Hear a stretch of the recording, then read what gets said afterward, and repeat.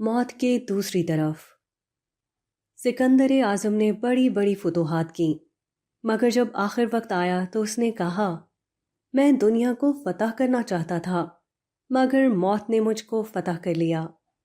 افسوس کہ مجھ کو زندگی کا وہ سکون بھی حاصل نہ ہو سکا جو ایک معمولی آدمی کو حاصل ہوتا ہے۔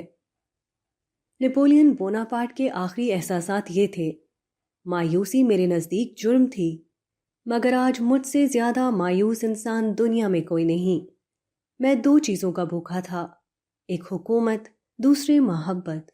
حکومت مجھے ملی مگر وہ میرا ساتھ نہ دے سکی۔ محبت کو میں نے بہت تلاش کیا مگر میں نے اسے کبھی نہیں پایا۔ انسان کی زندگی اگر یہی ہے جو مجھ کو ملی تو یقیناً انسانی زندگی ایک بے معنی چیز ہے، کیونکہ اس کا انجام مایوسی اور بربادی کے سوا کچھ نہیں۔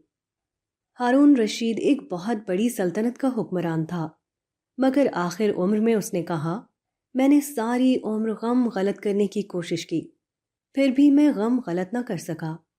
میں نے بے حد غم اور فکر کی زندگی گزاری ہے۔ زندگی کا کوئی دن ایسا نہیں جو میں نے بے فکری کے ساتھ گزارا ہو۔ اب میں موت کے کنارے ہوں، جلد ہی قبر میرے جسم کو نگل لے گی۔ یہی ہر انسان کا آخری انجام ہے، مگر ہر انسان اپنے انجام سے غافل رہتا ہے۔ خلیفہ منصور عباسی کی موت کا وقت آیا تو اس نے کہا اگر میں کچھ دن اور زندہ رہتا تو اس حکومت کو آگ لگا دیتا جس نے مجھے بار بار سچائی سے ہٹا دیا۔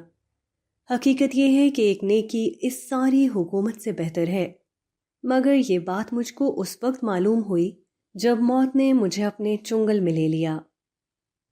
دنیا کے اکثر کامیاب ترین انسانوں نے اس احساس کے ساتھ جان دی ہے کہ وہ دنیا کے ناکام ترین انسان تھے۔ حقیقت یہ ہے کہ موت کے قریب پہنچ کر آدمی پر جو کچھ گزرتا ہے، اگر وہی اس پر موت سے پہلے گزر جائے تو اس کی زندگی بالکل بدل جائے۔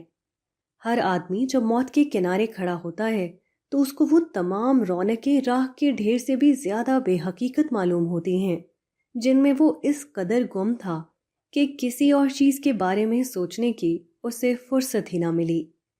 اس کے پیچھے ایک ایسی دنیا ہوتی ہے جس کو وہ کھو چکا، اور آگے ایک ایسی دنیا ہوتی ہے جس کے لیے اس نے کچھ نہیں کیا۔